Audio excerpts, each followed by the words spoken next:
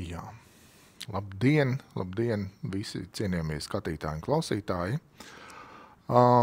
Jā, mani sauc Vēns Sīlis, es esmu RSU Sociālo zinātņu fakultātes asociētais profesors, un šodien lekcijas tēma ir izglītība un personības attīstība. Un iemesls, kāpēc šāda tēma, kuru mēs vēlāk risināsim virzienā konformisms vai individuācija, jau pārējot tieši pie Junga, lekcija sastāv aptuveni 2 konceptuālās daļās. Sākumā es pastāstīšu, kāpēc vispār man šķiet šī diskusija pašlaik ir ļoti nepieciešama. Pēc vairāk kā 20 gadiem darba izglītības sistēmā ir sakrājušies diezgan daudz jautājumu, gan man pašam pret sevi, gan saistībā ar stratēģiju un vispārējo. Jā, nu tad aiziet. Lekcijas mērķis šai gadījumā ir uzsvērt Junga psiholoģijas izglītojošo vērtību blakus jau tā kā pierādītai klīniskai vērtībai. Šai gadījumā gan grūti nodalīt klīnisko no izglītojošā, jo terapijā un izglītība kaut kādā ziņā seko vienam un tam pašam mērķim, ja mēģina to sasniegt vienādā veidā, proti cilvēka personības attīstību. Un tieši tāpat kā terapija, arī izglītība ir saistīta ar mācīšanos gan no dzīves situācijām, konkrētajām dilemmām, problēmām, kas mums dzīvē uznāk virsū, gan arī no tekstiem, jeb no šīm te abstraktajām idejām, kuras mēs apgūstam šādā te akadēmiskā līmenī. Sāksim nedaudz ar noteiksmēm. Gluži par definīciju to nevarētu saukt. Tātad izglītība nozīmē cilvēka personības attīstību mūža garumā. Es pastāvu uz uzskata, ka mēs faktiski nepārtraucam izglītoties. Cits jautājums, ko tieši mēs mācamies. Ja mēs pārtraucam izglītoties, tad mūsu smadzenes un mēs paši diezgan ātri sākam degradēt un krist demencē, un ar mums notiek dažādas visnotaļ nepatīkamas lietas, bet šī izglītība mūža garumā nav vienkārši tāda virzība nejauša. Tur ir saistība ar kaut kādām vērtībām. Daļas no šīm vērtībām ir skaļi deklarētas, dažādos kodeksos, kā šie ideāli, uz kuriem būtu jātiecās, bet otra daļa nav tik skaidri nosakāmas, tās drīzāk ir integrētas dzīves situācijās, kā noteikta veida prakses. Lūk, un tad mēs cenšamies panākt, lai starp šīm praksēm un ideāliem būtu zinām atbilstība. Tomēr pēdējo gadu debates par izglītības kvalitāti, virzību, kā to visu organizēt, norāda uz diezgan pamatīgu krīzi. Un jūs tur apakšā tie, kam ir pa visu ekrānu, varat izlasīt, ka šeit es atsaucos uz Ķesteres kundzes tekstu, kas saucās Krīzes un izglītības reformas. Vēsturiskā perspektīva no Latvijas. Brīnišķīgs teksts, pilns ironijas, jo faktiski šis teksts saka, grūti atrast tādu periodu, kad mēs nebūtu runājuši par izglītību, kas atrodas krīzē. Tātad varētu kaut kādā ziņā teikt, ka izglītības krīze ir tās normālais stāvoklis. Bet, lai kaut kā pamatotu, kāpēc joprojām arī man šķiet, ka lietas īsti nav lāgā tādas, kādā tam vajadzētu būt, minēšu mantotās problēmas. Kā pirmo problēmu varētu uzskatīt nevienlīdzīgu piekļuvi kvalitatīvai izglītībai. Tad, kad mēs runājam par izglītības kvalitāti, mēs bieži vien aizmirstam, ka visas skolas nav vienādas. Atkarībā no atrašanās vietas, sociālā un ekonomiskā stāvokļa Latvijā ir iespējams dabūt ekskluzīvi labu izglītību un ekskluzīvi sliktu izglītību. Respektīvi, atkarībā no tā, kas jūs esat, kur dzīvot, kādā skolā ejiet, jūs varat zināt vai nezināt tos vai citus Latvijas izglītības sistēmas aspektus. Un kā piemērs, ko kolēģis Krasnopjaurovs šeit min, kurš ir rakstījis par šo izglītības galvenajām 3 problēmām, viņš raksta, ka vājas skolas nevar pienācīgi sagatavot jauniešus centralizētiem eksāmeniem. Tas nozīmē, ka faktiski, ejot nosacīti, izmantojot kolēģi terminu, vājā skolā, ir diezgan maz cerību tikt tātad pie labām atzīmēm, pie laba starta tālākajā izglītībā, kas nozīmē faktiski, ka jums jau ir sociāla problēma. No tās skolas, no kuras esat jūs vairs tālāk netiekat mācīties. Tālāk, skolotāju trūkums lauku skolās it īpaši, un, protams, visas diskusijas ap to slēgšanu, kas, manuprāt, arī ir ārkārtīgi sensitīvs un es pat teiktu grūti kvalificējums solis, kur savijās divi pilnīgi pretēji motīvi, kaut kāda ekonomiskā rentabilitāte un jēga to visu uzturēt un rūpes par cilvēkiem. Un, kā vienmēr Latvijā, šie divi argumenti izrādās nesavietojami pat vienas galvas ietvaros. Un, visbeidzot, zemes algas, kas nemotivē izvēlēties šo profesiju. Jā, algas ir pēdējā laikā paaugstinājušās, un tomēr minēsim arī skaitļus šodien. Izglītības ministrijas risinājumi no 2021. gada. Viņi ir uzrakstījuši plānu, tātad līdz pat 2027. gadam, un tas vien jau rada jautājumu. Kā mēs varam vispār paredzēt, kā pasaule izskatīsies 2027. gadā vai 2021. gadā, kad visur plosījās Covid un tā ierobežojumi, mēs pār nojautām, ka pēc 2 gadiem mēs runāsim par karu, un 2024. gadā mēs runājam par karu, kas hipotētiski varētu notikt arī Latvijas teritorijā. Tad plāns uz 2027. gadu izskatās, maigi sakot,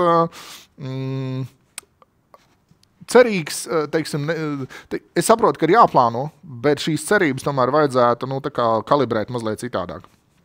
Un tur ir minēti 4 mērķi.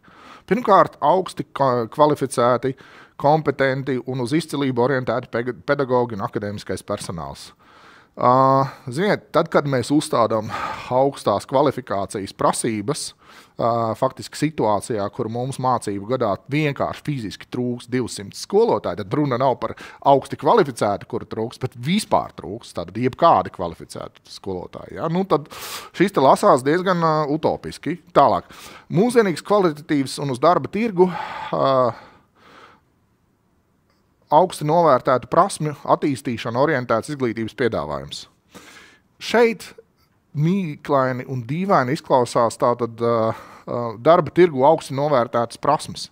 Kāpēc? Tāpēc, ka būtībā tā ir gatavošana darba tirgumu, un gatavošana darba tirgumu nav izglītības pamatmērķis, vismaz es tā neuzskatu.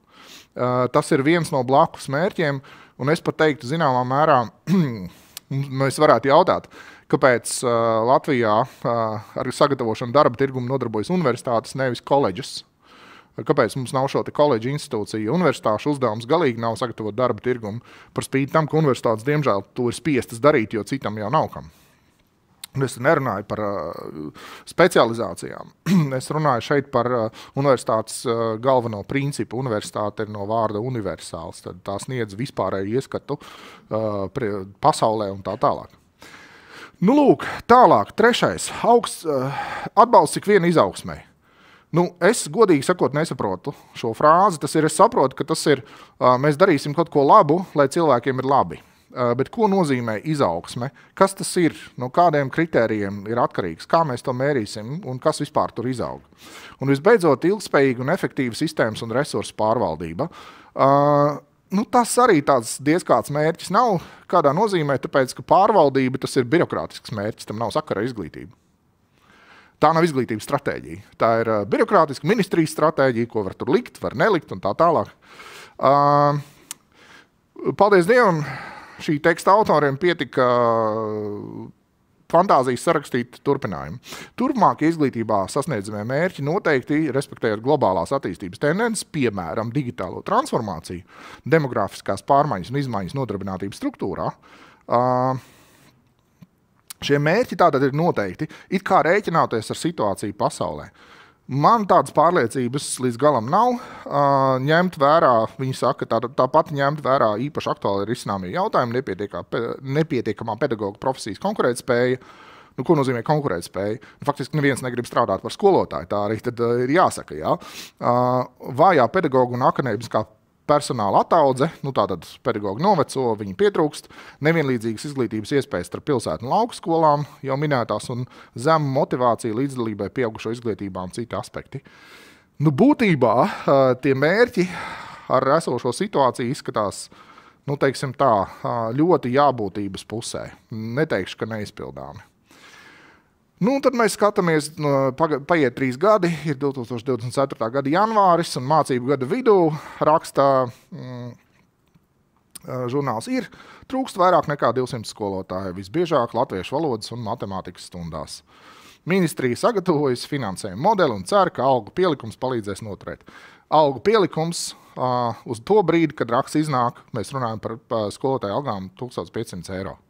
Par 1500 eiro jūs nevarat nopirkt šo te visu, piedodiet, aizgājis priekšu, gribēju uz atpakaļu, nevarat dabūt augsti kvalificētu, kompetenti un uz izcilību orientētus pedagogus. Kāpēc nevarat?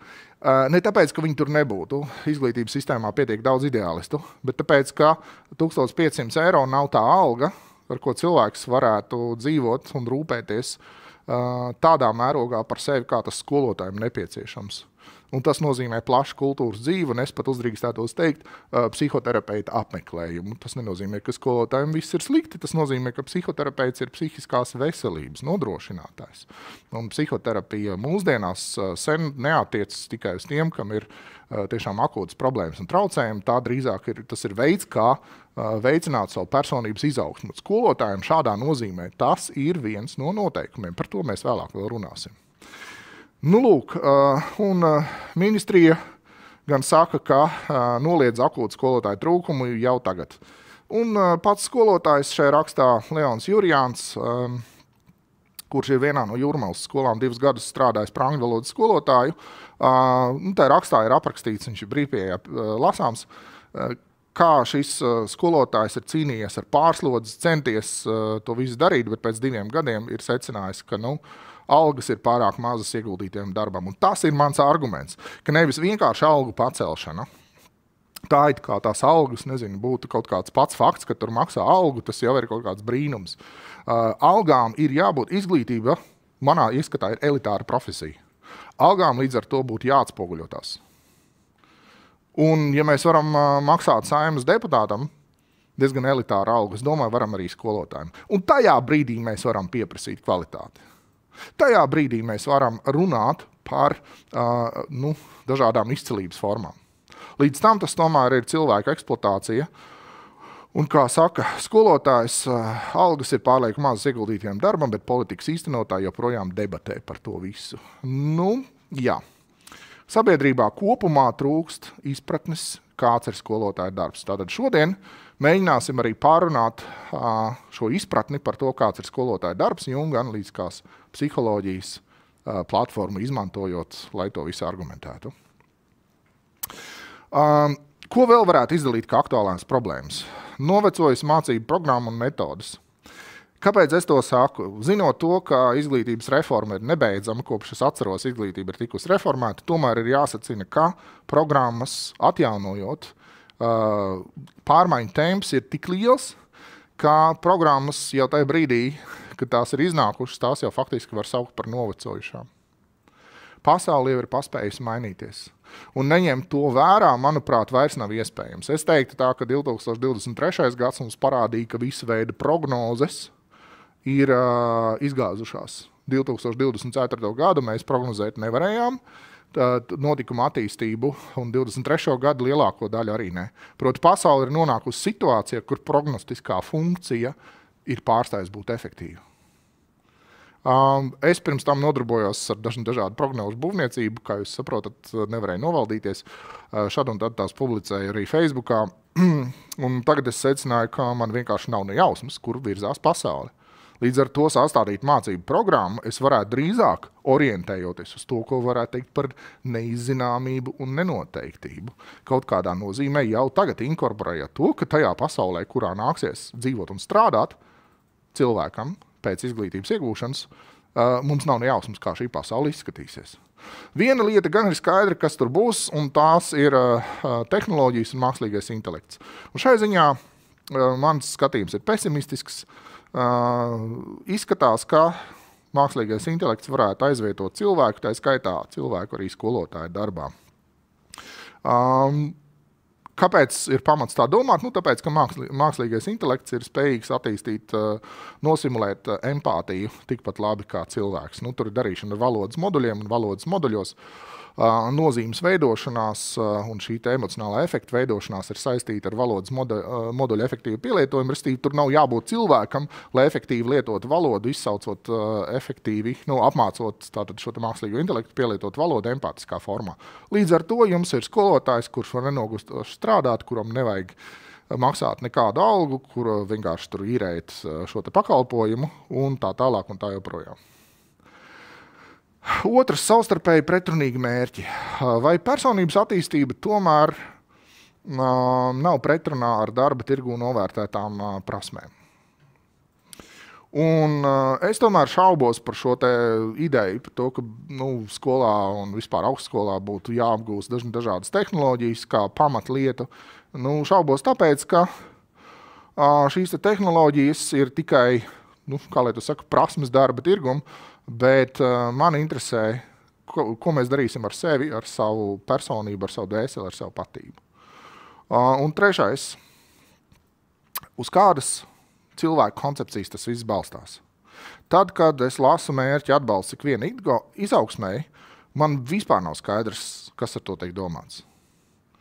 Šī te miglainā frāze būtībā nepaskaidro neko, nedz ko uzskatām par izaugsmi, nedz vai mēs ticam tam, ka katrā cilvēkā ir kaut kāds slēpts talants, ja mēs tomēr uzskatām, ka daži ir talantīgi, daži ir viduvējības un ar dažiem ir diezgan švaki. Nekur tāda skaidrojuma nav. Un atvainojiet, bet es nespēju noticēt tai samērā idiotiskai idejai, ka katrs cilvēks ir talantīgs. Katrs cilvēks ir unikāls. Vai talantīgs, to vajag noskaidrot. Šī cilvēciskā unikalitāte nozīmē, ka viņš ir jāciena, ir jārēķinās ar viņu cilvēktiesībām un tā tālāk, bet nav pamata uzskatīt, ka pa pasauli staigā tikai un vienīgi izcilības. Tā nav. Lūk, un šo te es uzskatu par fundamentālu konceptuālu trūkumu. Proti, mēs nevaram uzbūvēt kaut kādu stratēģiju, ja mēs nevaram atbildēt uz bāzisku jautājumu, kas ir cilvēks. Manā redakcijā ir nākuši klajā veseli 3 filozofiskās antropoloģijas krājumi, kuri tad arī risina jautājumu, kas vispār ir cilvēks. Un mana ideja, jeb koncepcija šeit būtu tāda, ka vispirms mēs ņemam par pamatu kaut kādu cilvēku koncepciju.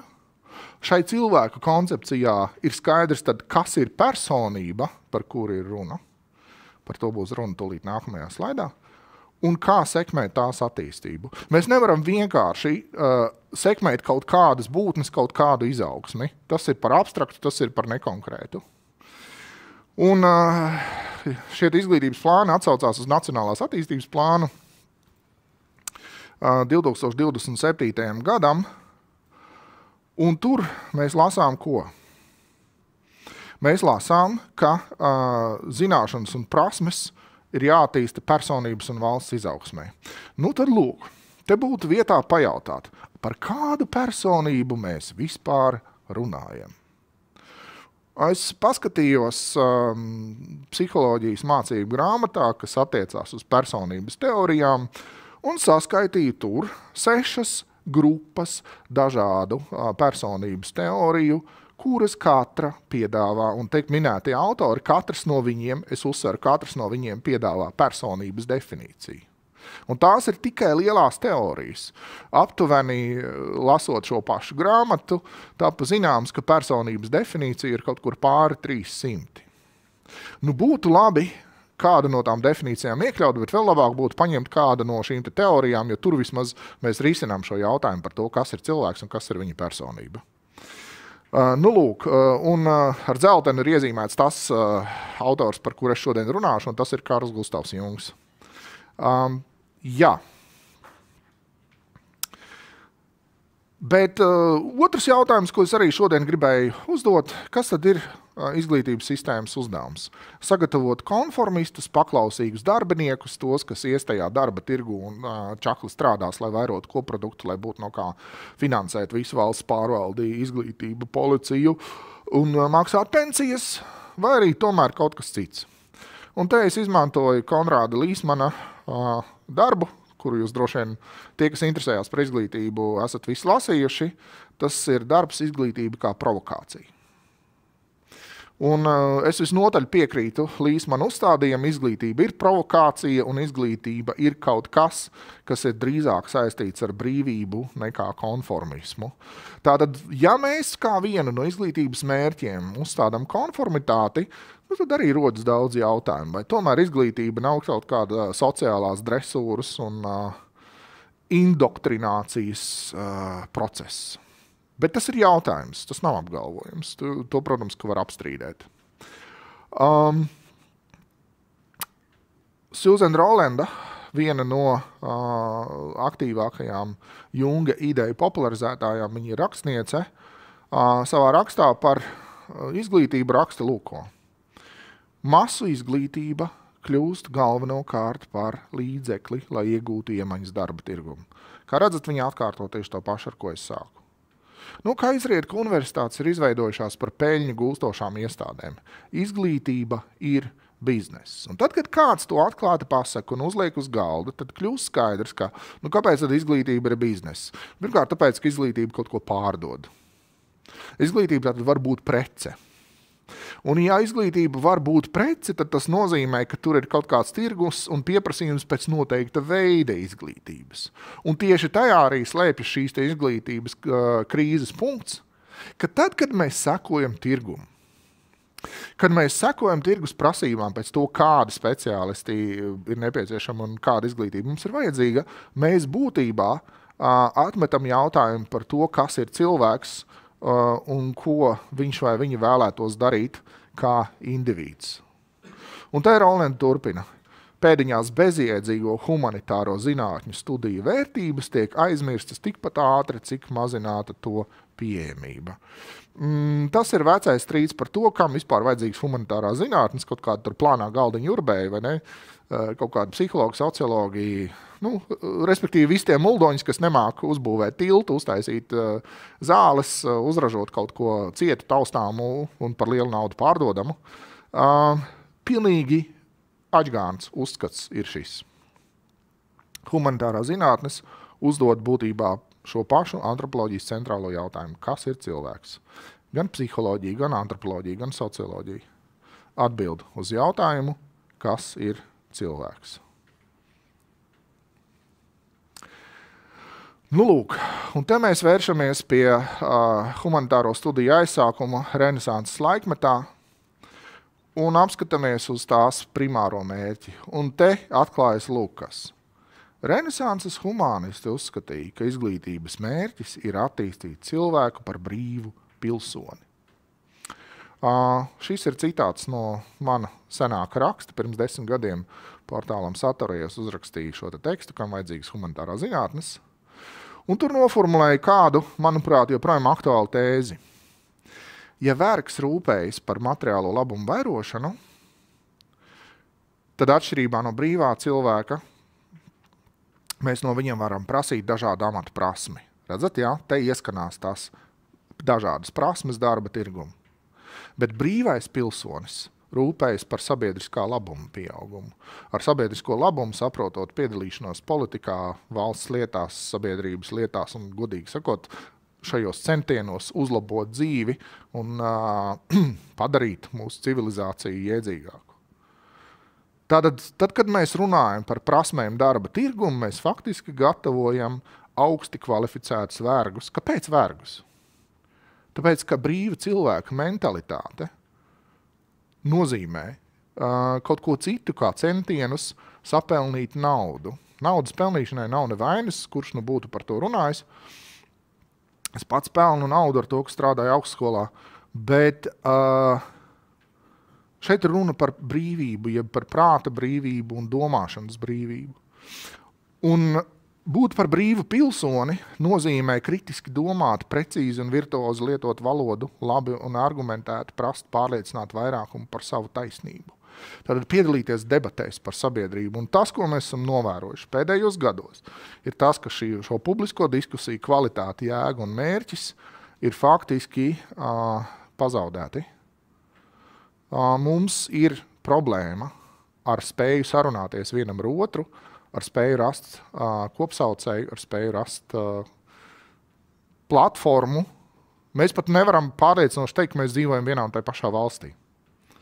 Iespējams, ka eksistē vairākas Latvijas, un katrs no, piemēram, eksistē Latvija, kas runā kādā citā valodā nekā latvieši, un tā tālāk, un tā tālāk. Un kur mēs krustojamies, kur mēs satiekamies, viens Dievs to zina.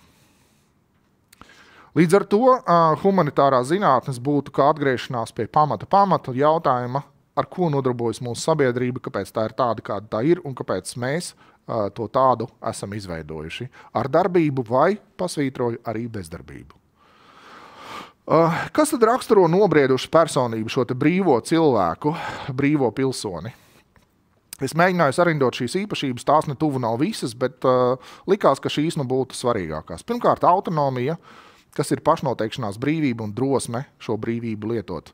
Tas ir vēl būtiskāk demokrātijā nekā kaut kur citur. Mēs esam ļoti lieli formālās brīvības piekritēji. Faktiski ir jautājums, vai mēs šo brīvību vispār izmantojam. Vai mēs vispār spējam aptvert un piepildīt tās brīvības opcijas, kuras mums faktiski ir pieejamas. Mana hipotēze ir, ka nē. Paškontrole, tas būtu savu emociju apzināšanās, apvaldīšana un pašmotivācija. Tas būtu tas, ko Daniels Golemans sauc par emocionālo inteliģenci. Tālāk zināšanas un ko trašu piekritējiem un tam līdzīgi. Brīnišķīgs laikmets. Nu tad lūk, zināšanas un kritiskā domāšana dod iespēju atšķirt patiesību no dezinformācijas. Estētiskā apziņa, tā būtu niansēta skaistuma uztvere un individuālā gaume. Atcerēsimies, ka šo te vārdu gaume mēs lietojam tādā sakarā, ka gaume ir izkopta estētisko spriedumu izdarīšanas prasme. Respektīvi tā daļa no mūsu spriestspējas, no mūsu uztveres un spriestspējas. Empātija, spēja iejusties otra emocionālā stāvoklī, vērtības un ētika, spēja atšķirt pareizi no nepareiza. Vēl viens sāpīgs punkts mūsdienu diskusijās. Šķiet, ka ļoti bieži mēs vairs to nevaram izdarīt. Eksistē tik daudz veidu, kā pierādīt, ka melns ir balts un balts ir melns, ka faktiski kaut kādi sakarīgi ētiskie kritēriji ir vienkārši pazaudēti. Līdz ar to arī pazūd nepieciešamība un spēja risināt morālās dilemmas, un mēs nokļūstam tādā vērtībā nekā ar kaut ko pozitīvu par pasniedzēju Rīgas Raniņu universitātē. Izmantoju šīs te idejas, uz tām es arī balstos, un tās es arī skaļi deklarēju, respektīvi nevienam nav noslēpums, ka Junga analītiskās psiholoģijas pamat uzstādījums ir ideja par individuāciju, proti savas unikālās patības atrašanu un pašrealizāciju. Un Jungs to sauc par principium individuationis, jeb cilvēka atdalīšanos gan pirmkārt no bioloģisko parādību jomas, tātad atdalīšanās no šīs nedomājošās dabas, kura vienkārši eksistē, un no kolektīvās bezapziņas. Un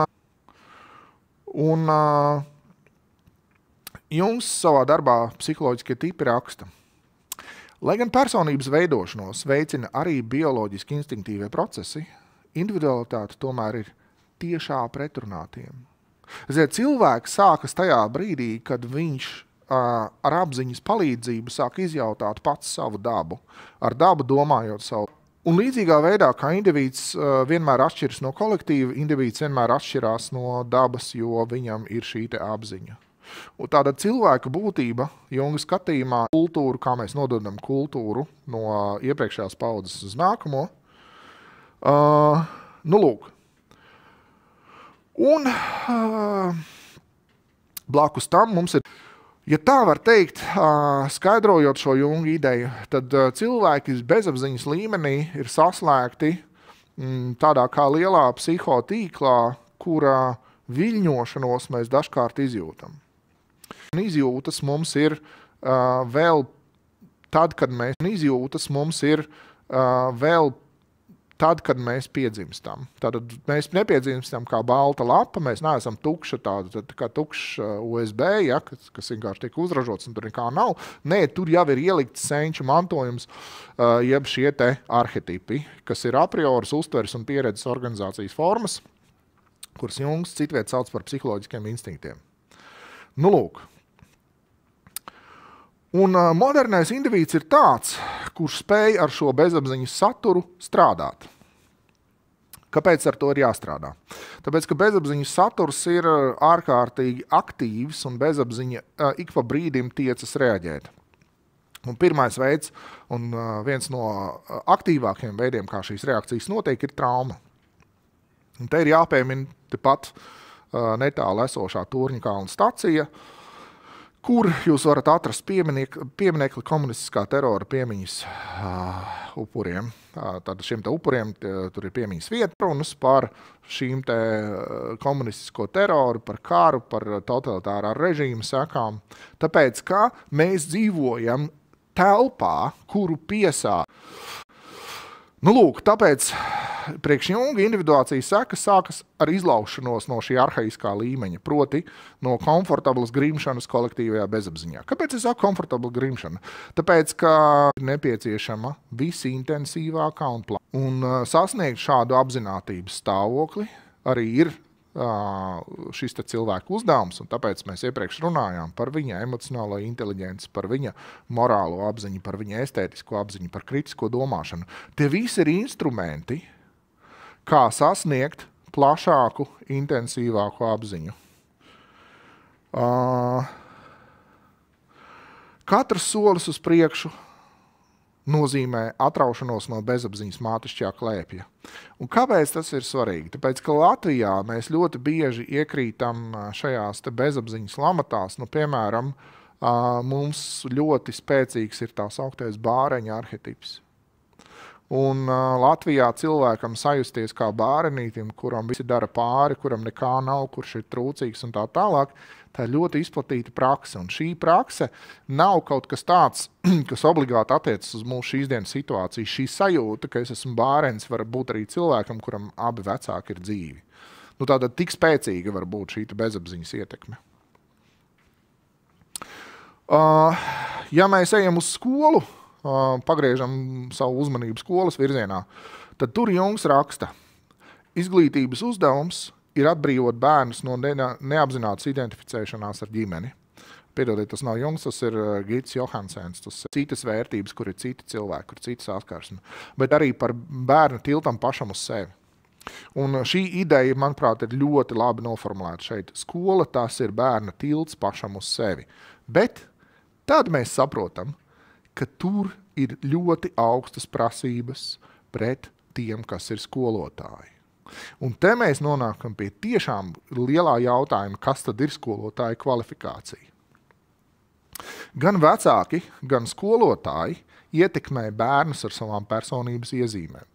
Veidojas šīs te ciešās tuvās attiecības, un te es runāju par ļoti specifisko skolotāju skolnieku, ja pasniedzēju studentiecībām, kuras dažkārt var būt ļoti ciešas un visu dzīvi ietekmējošas.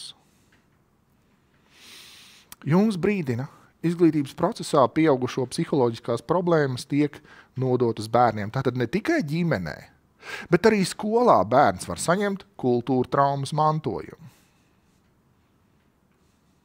Jungs uzsver, bērnu problēmas visbiežāk ir pieaugušo neapzināto un neatrisināto problēmu izpausme, un skolā mēs to redzam atliektiem galiem. Ka būtībā bērni nes uz skolu hipertrofēti, vienkāršotas, primitivizētas vecāku attieksmes. Līdz ar to mēs varam uzdot jautājumu, vai vecāki ir apzinājušies savas traumas un neirozes un vai risina tās. Jo ļoti bieži bērns atnākot uz skolu, vecākiem ir tāda doma, ka skola viņu salabos. Baidos, ka nē. Ja katrs atnes uz skolu savas neirozes, savas ģimenes dīvainības, savas ģimenes šīs te attieksmes, un kāpēc es saku atnes? Tāpēc, ka redziet, bērni šīs attieksmes nokopēja neapzināti. Atkal, bieži vien pat nepadomājot, kāpēc viņi uzvedās tā, kā uzvedās. Un tad, kad viņi sanāk skolā, mēs te brīnamies, kāpēc pēkšņi Latvijas skolās ir tik tā pieaugusi vardarbība, ir tik bērni filmē TikTokā, kā viņi viens otru sit. Nu, tā ir mūsu sabiedrības neizstrādāto traumu un neirožu ilustrācija. Bērni to vienkārši iznes ārā, un tad bērni to izstrādā darbībā. Līdz ar to jautājums, vai skolotāji apzinās uzdevumu nopietnību, ar ko viņš ir īpaši, ja gribas labu psihoterapeitu, tāpēc, ka cīņa ar šīm kolektīvām traumām un neirozēm ārkārtīgi izsmeļ, tad kāds tāds izglītības plāns var šo situāciju izlabot, izņemot fundamentālas pamatīgas reformas. vairākas krīzes un iekūlies personības traucējumos, uzzina par bāziskām likumsakarībām. Tad sensitīvā funkcija, sajūtu piedalīšanās pasaulē un pasaules uztverē, un visbeidzot, un tā ir tā bīstamība, ko negribētos pieļaut saistībā ar izglītības sistēmu. Ja mēs gatavojam cilvēkus darba tirgumu, mēs gatavojam darba rīkus. Mēs gatavojam cilvēkus pēc noteikta standarta kā kapļus, kuriem ir funkcija kaplēt vai nekaplēt. Junga mērķis ir pilnīgi pretējs. Novērst vienpusību un iekšējo sašķeltību. Holistiskās izglītības mērķis ir izglītot ne tikai prātu un ķermeni, bet arī to, ko sauc par dvēseli vai garu. Skatieties, cik smalks formulējums. Izglītība izglīto ne tikai smadzenes, ne tikai prātu, ne tikai šo funkciju, bet arī cilvēku un viņa dvēseli. Un ja cilvēks iziet no skolas dvēseliski analfabētisks, ievainots, ievainojams un turpina traumēt visus apkārt, tas daļēji izskaidro šo atsvešinātības un izmisuma sajūtu, kas diezgan pamatīgi ir novērojama sabiedrībā. Šajā sistēmā intuīcijas spējas tiktu respektētas tikpat lielā mērā kā intelekts un racionāla domāšana. Proti, Junga sistēma mēģina kaut kādā veidā kompensēt izteikto racionālismu, ko apgaismība 18. un 19. gadsimtā ienes Rietuma Eiropas civilizācijā. Otrs lielais mērķis ir augstākas jēgas atrašana.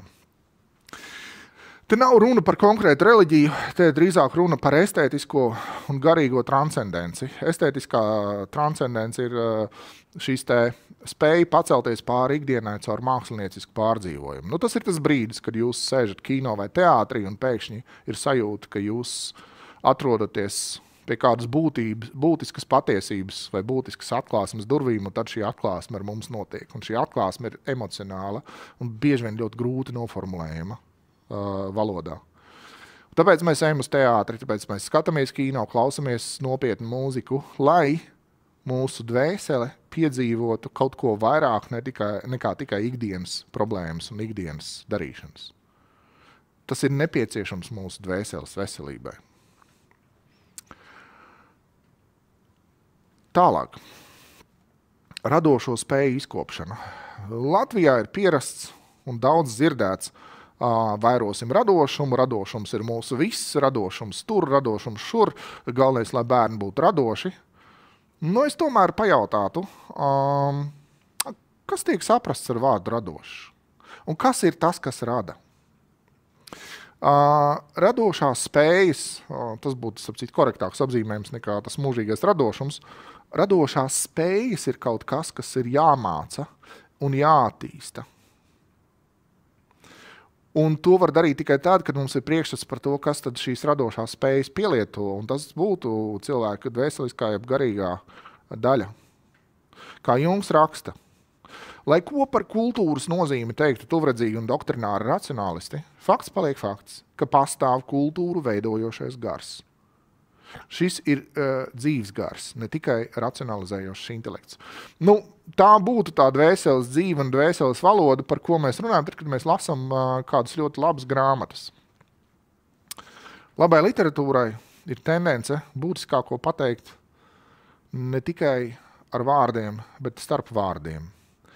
Liekot nojaust, liekot piedzīvot svešas emocijas kā savas. Labi uzrakstīta grāmata ir vingrinājums empātijā.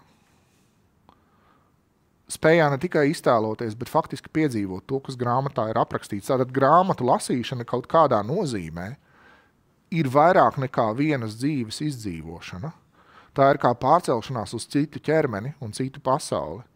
Un tas, protams, parāda gan iztēles, gan empātijas, gan visu pārējo dvēseles spēku patiesās spējas, faktiski pārcelties uz alternatīvu realitāti un dzīvot tajā nemazāk interesanti, kā savā realitātē. Ignorēt šo apstākļu izglītībā, fokusējoties uz tehniskām prasmēm, matemātiskām, fiziskām un tā tālāk. Un tas nav tāpēc, ka man būtu kaut kas pret to visu. Man vienkārši šķiet, ka blakus šīm fantastiskajām, praktiskajām lietām un sistēmisko domāšanu ir nepieciešams attīstīt arī pilnīgi iracionālu un kaut kādā ziņā sistēmai pilnīgi svešu domāšanu, intuitīvu apjausmi, spēju iztēloties lietas, kuras nav iespējams un nekad nebūs iespējams, kur citur kā tikai iztēlē. Tāpēc, ka darbinot šo savu daļu, mēs arī kļūstam patiesi radoši. Ja atceraties, tad viena no svarīgākajām lietām, ko mēs iemācāmies no Bībeles, pirmās Mūzes grāmatas, ir, ka sākumā bija vārds, un tad radās viss pārējais. Vārdi, valoda, literatūra ir kaut kas, kas mums iedod tevi vai dievišķas spējas radīt pasaules. Līdz ar to, pēc Junga daudzi ir piedalījušies šīs izglītības koncepcijas veidošanā, un viens no tiem ir James Hendersons, kura mitohistoriskā pieeja paredz lūko. Viņš piedāvā vēsturi pasniegt blakus mitoloģijai, ar to norādot uz to, ka ja vēsture tie ir fakti, un tas ir faktu naratīvs, tad mitoloģija tas ir psiholoģisks naratīvs, jeb stāsts, kas notika to cilvēku galvās, viņu apziņā un viņu bezapziņā, jo redzēt, mitoloģija neatspoguļo pretēji vispār pieņemtām ieskatām, tās nav vienkārši kaut kādas pasakas, kuras naivi mežoņi pie sevis stāstīja, tāpēc, ka viņi nezināja, kas ir zinātne un nemācēja pasauli redzēt no zinātniskā viedokļa. Nē, mitoloģija tā ir tā sauktā protopsiholoģija.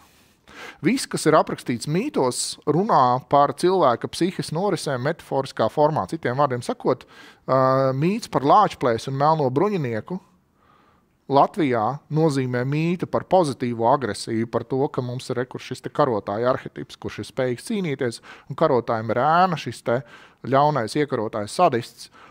Un melnais bruņinieks un baltais lāčplēsis ir divi pretstati. Un vienmēr ir tas jautājums, kāpēc latviešu eposā tas viss beidzās depresīvi, kāpēc viņi abi iekrīt ūdenī un nomirst. Tāpēc, ka viņi pieder bezapziņai.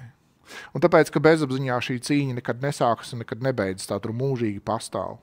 Un līdzīgā veidā grāmata, ko jūs redzat un kur jūs ar zilu redzat apvilktu bildīti, tie no jums, kas spēj atpazīt, droši vien atpazīs kādas kino sāgas galveno varoni. Tas ir Luke Skywalkers no Zvaigžņu kara seriāla.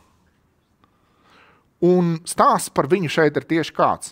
Tajā laikā, kad Džordžs Lukas rakstīja scenāriju Zvaigžņu kariem, Džozefs Kembels, šīs grāmatas autors, šī ir absolūti klasiska, ikoniska grāmata, kas apraksta šo varoņu ceļojumu.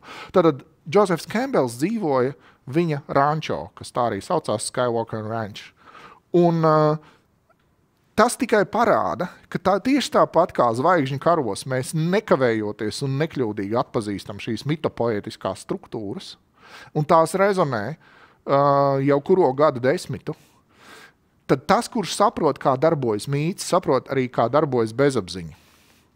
Un Latvijas vēsture, par spīti tam, ka tur ir ļoti daudz talantīgu vēstures zinātnieku, tomēr, diemžēl, sastāv no lielākā vairumā, nezinu, vai lielākā vai mazākā, te jau arī tā uzmanīgāk vajadzētu ar apgalvojumiem, bet lielā vairumā sastāv no mītiem.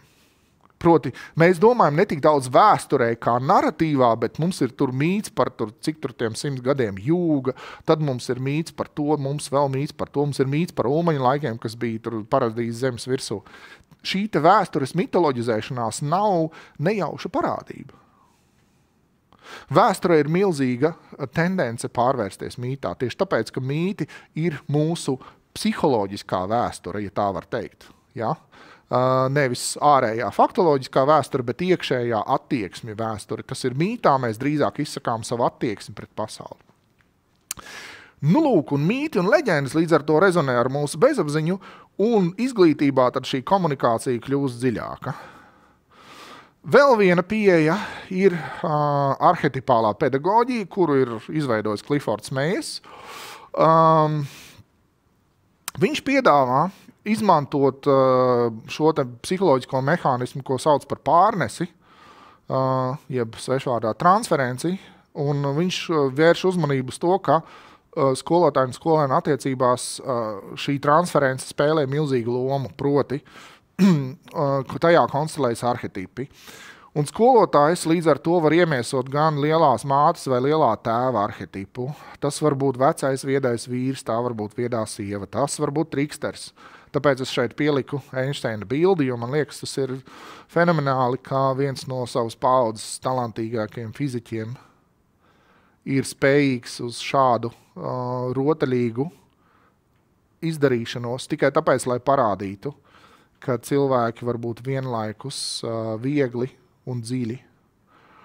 Un domājot par ideālo skolotāju, man bezmaz vai gribas teikt, es daudz vairāk labprāt skolā redzētu šādus skolotājus triksterus, kuri ir pozitīvā nozīmē nedaudz ķerti, un ar šo savu ķertumu var aplipināt cilvēkus, var aplipināt bērnus, kuri aizraujās ne jau ar priekšmetu pašu.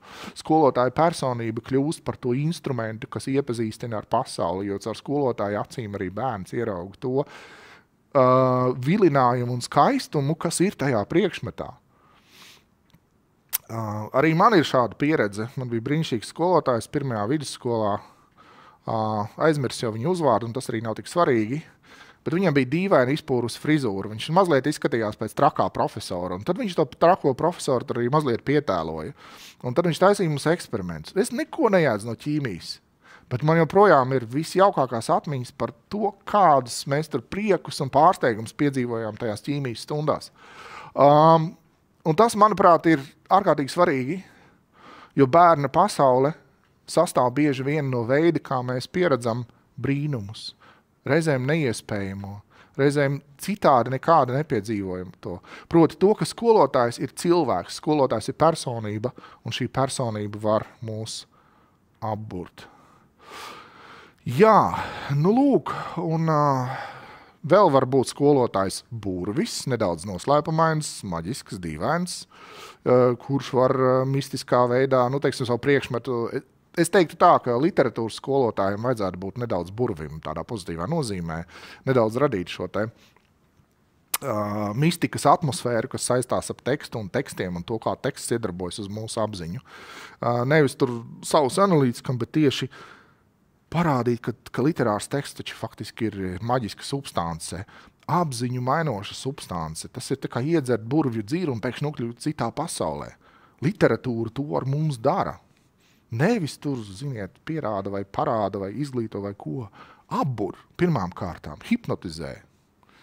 Tāpēc arī es tā priecājos, ka tajā laikā, kad bija aktuāls šis te Harry Potter moments, kad mazie bērni kā toburti lasīja tās grāmatas. Lūk, tas ir literatūras spēks, tā patiesajā dižumā.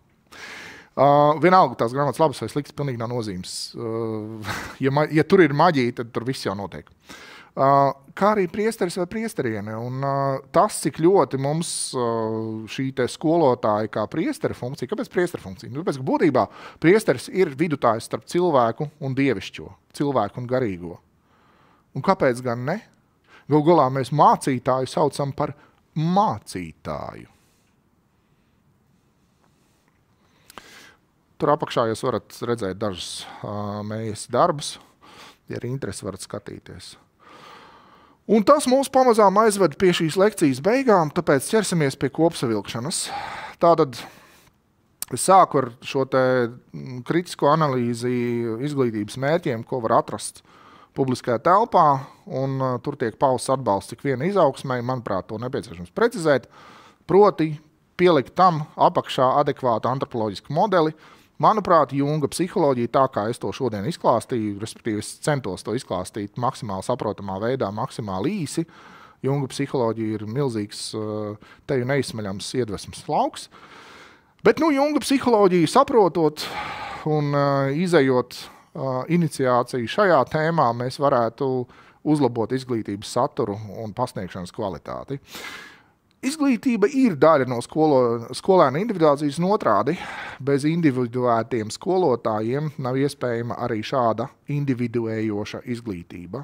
Tātad skolotājs ir zelta vērtē. Katrs skolotājs būtu lolojams un ceļams, un viņam būtu piedāvājami visi iespējamie labumi un servisi, tāpēc, ka viņam piemīt šī brīnumainā spēja runāt ar bērniem un radīt šo situāciju, kur bērns mācās un auga. Tā tas būtu ideāli. Izglītības mērķis tātad ir tas pats, kas individuācija, novērst vienpusību, kompensēt šo personības vienpusību, attīstot arī citas spējas, protams, attīstot produktīvā, iekļaujošā veidā un sabalansēt cilvēku racionālās un iracionālās šķautnes. Ar to gribot uzsvērt, ka tikpat svarīgi, kā spēt operēt eksakti, ir jāspēj operēt iracionāli, mākslinieciski, estētiski, morāli. Un tādā veidā mēs iegūstam kaut kādu potenciālu runāt par radošumu, jeb radošo garu. Konformisms, jeb izglītības orientācija uz darba tirgu, diemžēl nozīmē individualitātes pilnīgu zaudēšanu. Un tad, ja mērķis ir darba tirgus, tad tiek ražoti cilvēki darba rīki, jeb uzdrīkstos apgalvot vergi. Tas nevar neskumdināt. Vienlaikus ir skaidrs, ka individuācija nenozīmē individualitāti un nošķiršanos, ir vajadzīga miedarbība ar citiem individuētiem cilvēkiem, piemēram, skolotājiem, bet arī terapeitiem, mentoriem, mācītājiem, māksliniekiem, visiem tiem, kas strādā šajā te dvēseles telpā un spēj tur orientēties. Jo individuācija ir dialogs. Tie ir centieni līdzsvarot iekšējās izaugsmes vajadzības, savu brīvību, savas radošās spējas, savu skaistumu izjūtu un nepieciešamību piederēt savai ģimenei, savai sabiedrībai un savai valstī. Paldies, ka klausījāties!